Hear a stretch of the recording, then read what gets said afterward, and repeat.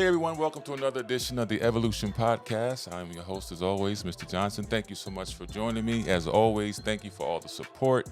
I believe we just hit 75,000 followers on Instagram, and I encourage you to go check it out. Please check me out on YouTube and on TikTok as well. It's the Evolution Now Podcast with Mr. Johnson, and we're on TikTok at Terrance.x.Johnson. We're going to jump right into it today. We got a lot to cover and some questions to answer. So I hope in some way, shape, form, or fashion, this does help you. So as always, I'm here with my trusted colleague, Gus. He's going to read off these questions. We're going to do our best to answer them. So let's get right into it, Gus. What we got? Well, first of all, I think a lot of people are curious about who you are. So if you don't mind, we've had a couple people ask about your background and how you got to this point. My background and how I got to this point. Where am I from? Well, okay, again, my name is Terrance Johnson. I'm 56 years old. I was born in Wilmington, Delaware. I grew up in a place called Simon's Gardens in Newcastle. From there, wound up moving to the city of Wilmington, and from there, I grew up in the projects, if you will. I was surrounded by a lot of the challenges that face quite a few young brothers and sisters, if you will.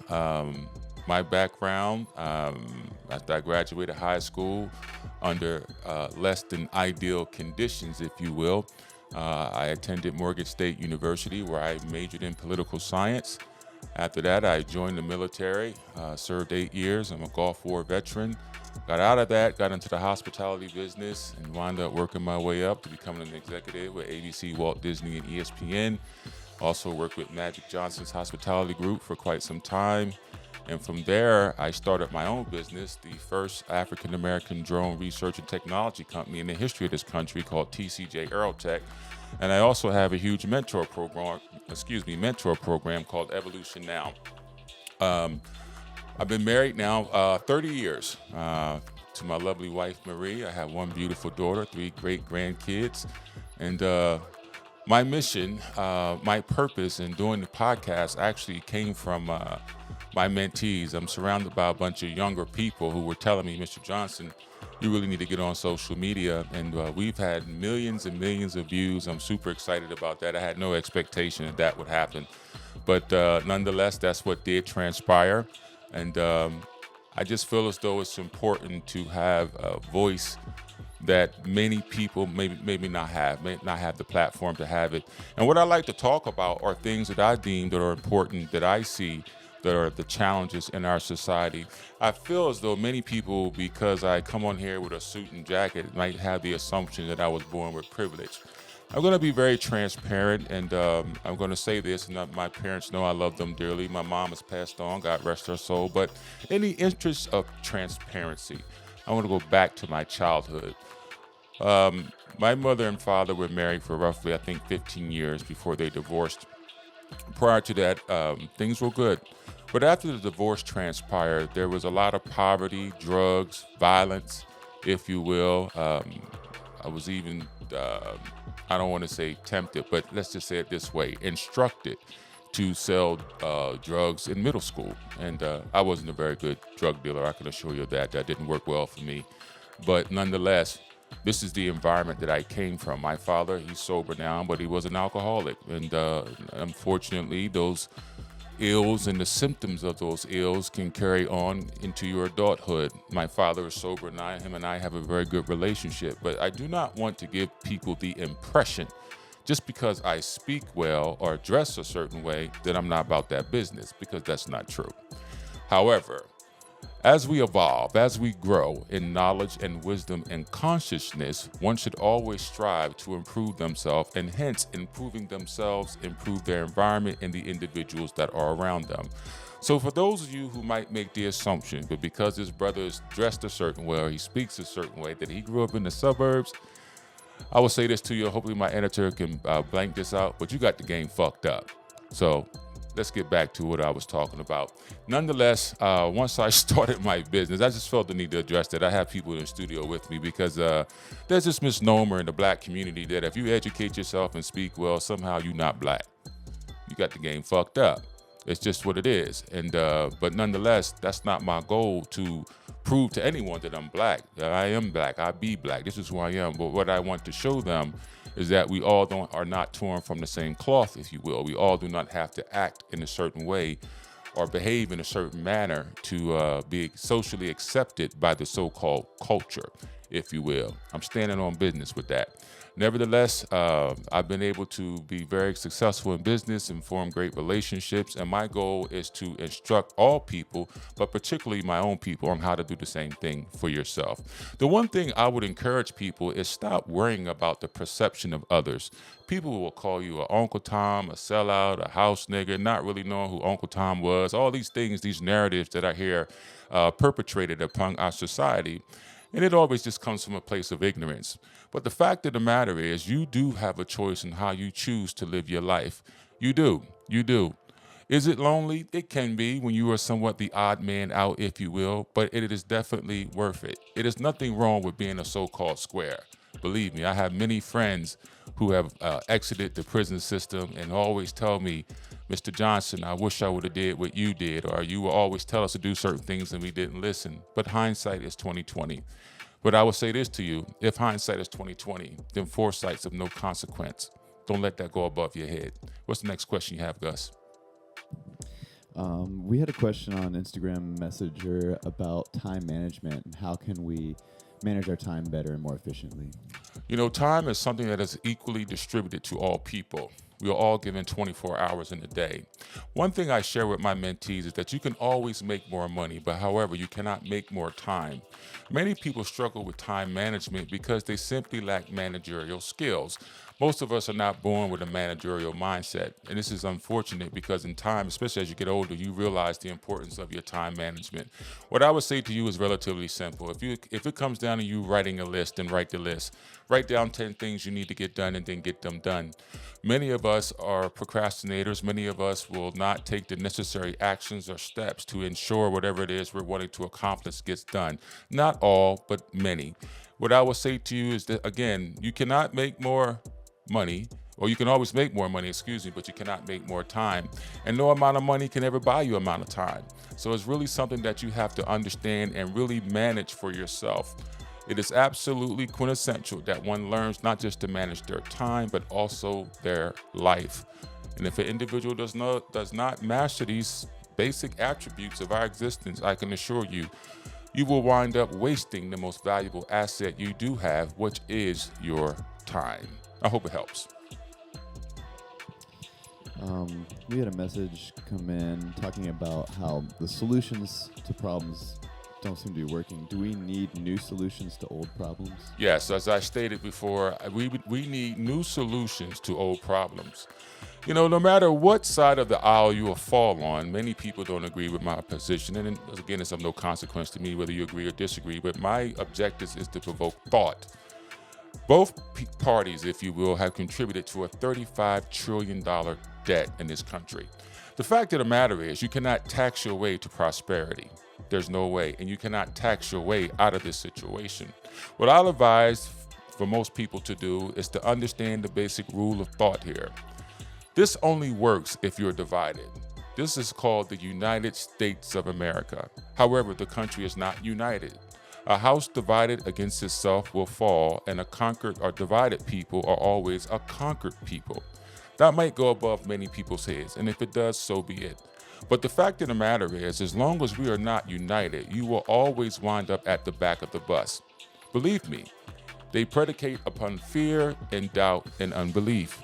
Knowledge is the key to getting out of any certain situation or circumstance, if you will. What's needed is wisdom. What is the best course of action? Unfortunately, wisdom is in short supply, but division, if you will, is at an all-time high. And therefore, I say to you simply, the first rule of nature is self-preservation.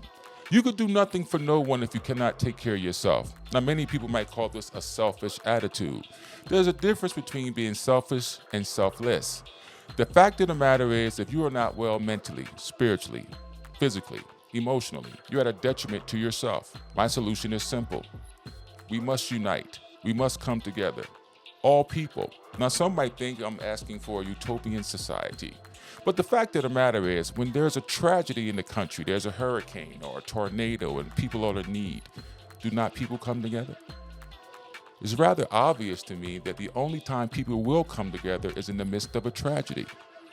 Some might think this is somewhat foolish and maybe even naive, but it does not negate the fact that when something bad happens, race, creed, and color to a great extent goes out the window. Not always, but to a great extent. I think we should meditate upon that principle. So why should it take a tragedy to bring people together?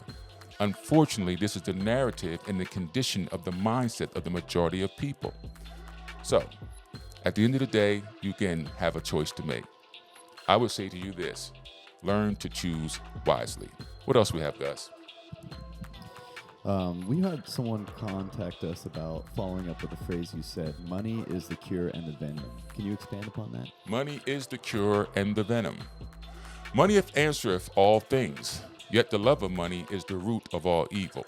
When you think about it deeply, truly think about it, there's no reason for anyone to be homeless.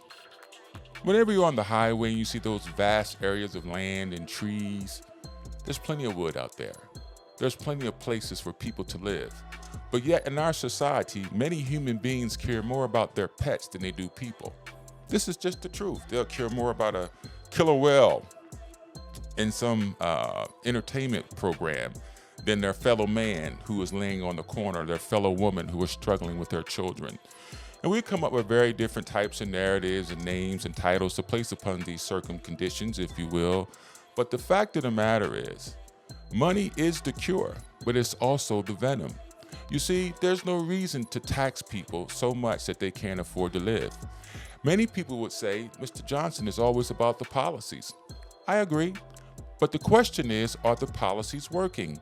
If you cannot afford a one-bedroom apartment because it's $2,200 a month, if you can't afford to buy groceries because the food is just too expensive, the fact of the matter is inflation is something that is created. There's no law given that says everything has to continue to rise in price. Hence, we see the great hand of greed. There's no shortage of anything. There's just a shortage of morality. There is a shortage of humanity. There is a shortage of kindness. There is a shortage of love. There is a shortage of these things that are absolutely essential to us to continue our existence. But unfortunately, the powers that be, the rulers, if you will, of this great rock in which we live upon, many of them are filled with darkness. Now, some might beg to differ. How do you know that? If you don't choose a side, and the side I'm referencing is not Republican or Democrat or either white or black. It is good and evil. But these are not popular topics to discuss in our day's society. They're just not popular for us to talk about.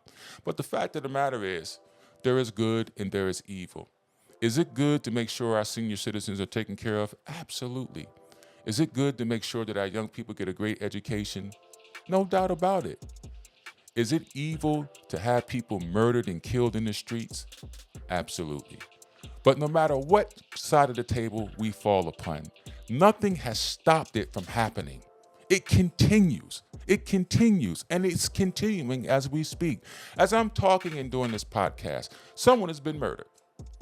As I'm speaking, someone has been shot. As I'm speaking, someone has been killed. As I'm speaking, something tragic has happened. It is the natural ebb and flow of life, if you will. Maybe this is a question that's best left to theologians or so-called great thinkers. However, we do still have a choice on how we respond into the world in which we exist. Money is the answer. There's no doubt about it. This is why people struggle to obtain it. But for one individual to have so much and for certain individuals to have so little, it just shows you the condition of the heart of the people. But remember, none of this would work if you didn't participate in it. Those people would not have that if you didn't participate in it. So it's sort of the pot calling the kettle black, if you will. On one level, you enjoy the service, but at the same time, you hate what the service provides to the person that provides it. You can't have it both ways. I just want you to think deeply about what you're doing, and in particularly what you're doing with your money. Because at the end of the day, it does answer all things. If you do not have resources, if you will, if you lack resources and you need proper medical attention, you might die. This is just a fact. This is just the fact. But what I would tell you is this: do everything in your power to prevent yourself from acquiring disease. Take care of yourself. Take care of your body. Take care of your mind. Stop smoking all that damn weed. Stop putting all those chemicals in your body. Stop drinking so much alcohol. Stop eating all that food. You know it's not good for you. You have to take your life in your own hands and stop looking for something outside of you to control what happens to you. Money is the source, but it's also the venom, because money only brings out what you really are. If you're a good person, you're going to do great with a lot of money. If you are an evil, vindictive person, then that's what will come up with you as well. So that's just my take. I hope it helps. Great answer. Lastly on this episode, last question, what are your thoughts on modern dating? Modern dating. I haven't dated in 30 years.